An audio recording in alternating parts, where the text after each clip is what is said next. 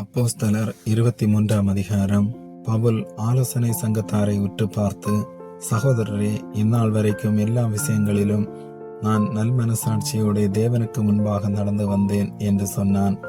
அப்பொழுது பிரதான ஆசாரியனாகிய அனனியா அவனுக்கு சமீபமாய் நின்றவர்களை நோக்கி, இவன் வாயில் அடியுங்கள் என்று கட்டளையிட்டான். அப்பொழுது பவுல் அவனை பார்த்து, வெள்ளையடிக்கப்பட்ட சுவரே, தேவன் உம்மை அடிப்பார். நியாய பிரமாணத்தின்படி என்னை நியாயம் விசாரிக்கிறவராய் உட்கார்ந்திருக்கிற நீர் நியாய பிரமாணத்திற்கு விரோதமாய் என்னை அடிக்க சொல்லலாமா என்றான். சமீபத்தில் நின்றவர்கள், தேவனுடைய பிரதான ஆசாரியரை வைகிறாயா என்றார்கள். அதற்கு பவுல், சகோதரரே, இவர் பிரதான ஆசாரியர் என்று எனக்கு தெரியாது. உன் ஜனத்தின் அதிபதியை தீது சொல்லாயாக என்று எழுதியிருக்கிறது என்றான். பின்பு அவர்களில் சதுசேயர் ஒரு பங்கும் பரிசேயர் ஒரு பங்குமாய் இருக்கிறார்கள் என்று பவுல் அறிந்து, சகோதரரே, நான் பரிசேயனுடைய மகனுமாயிருக்கிறேன். மரித்தவருடைய உயிர்த்தெழுதலை பற்றிய நம்பிக்கையை குறித்து நான் நியாயம் விசாரிக்கப்படுகிறேன் என்று ஆலோசனை சங்கத்திலே சத்தமிட்டு சொன்னான். அவன் இப்படி சொன்னபோது பரிசேயருக்கும் சதுசேயருக்கும் வாக்குவாதம் உண்டாயிற்று. கூட்டம் இரண்டாக பிரிந்தது. என்னத்தினால் என்றால், சதுசேயர் உயிர்த்தெழுதல் இல்லை என்றும் தேவதூதனும் ஆவியும் இல்லை என்றும் சொல்லுகிறார்கள்.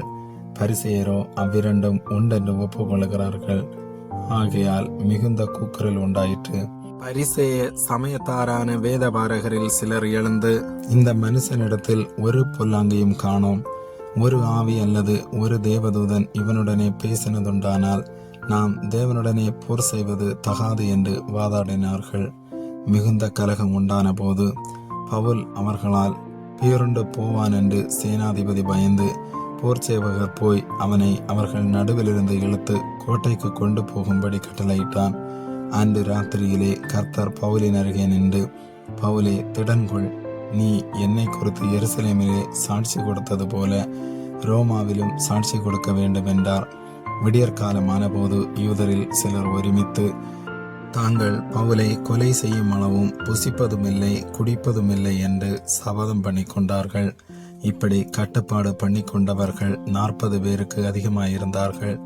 அவர்கள் பிரதான ஆசாரியர்களிடத்திலும் மூப்பர்களிடத்திலும் போய், நாங்கள் பவுலை கொலை செய்யும் அளவும் ஒன்றும் புசிப்பதில்லை என்று உறுதியான சபதம் பண்ணி கொண்டோம். ஆனபடியினால் நீங்கள் ஆலோசனை சங்கத்தாரோட கூட போய் அவனுடைய காரியத்தை அதிக திட்டமாய் விசாரிக்க மனதுள்ளவர்கள் போல சேனாபதிக்கு காண்பித்து, அவர் நாளைக்கு அவனை உங்களிடத்தில் கூட்டிக் கொண்டு வரும்படி அவரிடத்தில் கேட்பீர்களாக. அவன் கிட்ட வருகிறதற்குள்ளே நாங்கள் அவனை கொலை செய்ய ஆயத்தமாய் இருப்போம் என்றார்கள். இந்த சர்ப்பனியை பவுலனுடைய சகோதரியின் குமாரன் கேள்விப்பட்டு கோட்டைக்குள்ளே போய் பவுலுக்கு அறிவித்தான். அப்பொழுது பவுல் 100 அதிபதிகளில் ஒருவனை அழைத்து, இந்த வாலிபனை சேனாபதியின் இடத்திற்கு கூட்டிக் கொண்டு போம். அவரிடத்தில் இவன் அறிவிக்க வேண்டிய ஒரு காரியம் உண்டு என்றான். அந்தபடியே அவன் இவனை சேனாபதியின் இடத்திற்கு கூட்டிக் கொண்டு போய், காவலில் வைக்கப்பட்டிருக்கிற பவுல் என்னை அழைத்து உமக்கொரு காரியத்தை சொல்ல வேண்டும் என்றிருக்கிற வாலிபனை உம்மிடத்திற்கு கொண்டு வரும்படி என்னை கேட்டுக்கொண்டான் என்றான். அப்பொழுது சேனாபதி அவனுடைய கையை பிடித்து தனியே அழைத்து கொண்டு போய், நீ என்னிடத்தில் அறிவிக்க வேண்டிய காரியம் என்னவென்று கேட்டான். அதற்கு அவன், யூதர்கள் பவுலின் காரியத்தை அதிக திட்டமாய் விசாரிக்க மனதுள்ளவர்கள் போல நீர் நாளைக்கு அவனை ஆலோசனை சங்கத்தாரிடத்தில் கொண்டு வரும்படி உம்மை வேண்டிக் கொள்ள உடன்பட்டிருக்கிறார்கள். நீர் அவர்களுக்கு சம்மதிக்க வேண்டாம். அவர்களில் 40 பேருக்கு அதிகமானவர்கள் அவனை கொலை செய்யும் அளவும் தாங்கள் புசிப்பதுமில்லை குடிப்பதுமில்லை என்று சபதம் பண்ணி கொண்டு அவனுக்கு பதிவிருந்து உம்முடைய உத்தரவுக்காக இப்பொழுது காத்து கொண்டு ஆயத்தமாயிருக்கிறார்கள் என்றான். அப்பொழுது சேனாபதி, நீ இவைகளை எனக்கு அறிவித்ததாக ஒருவருக்கும் சொல்லாதே என்று கட்டளையிட்டு வாலிபனை அனுப்பிவிட்டான்.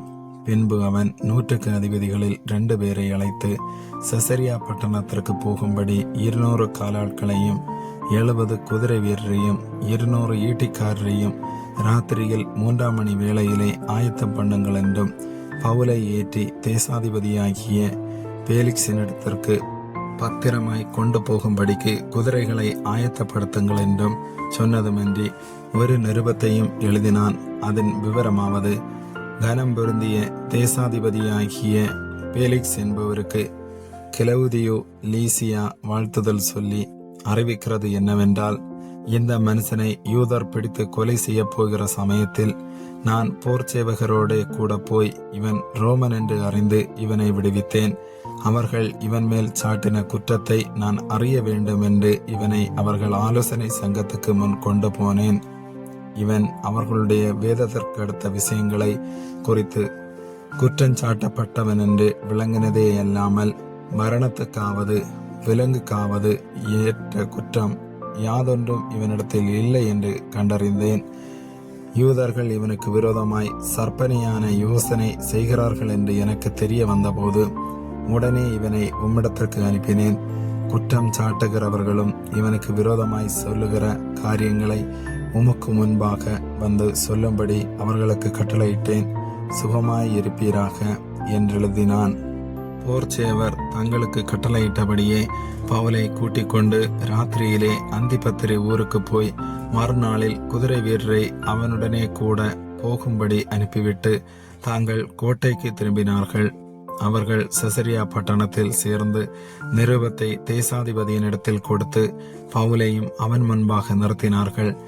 தேசாதிபதி அதை வாசித்து எந்த நாட்டான் என்று கேட்டு சிலிசியா நாட்டான் என்று அறிந்தபோது, உன்மேல் குற்றம் சாட்டுகிறவர்களும் வந்திருக்கும் போது உன் காரியத்தை திட்டமாய் கேட்பேன் என்று சொல்லி ஏரோதின் அரமனையிலே அவனை காவல் பண்ணும்படி கட்டளையிட்டான்.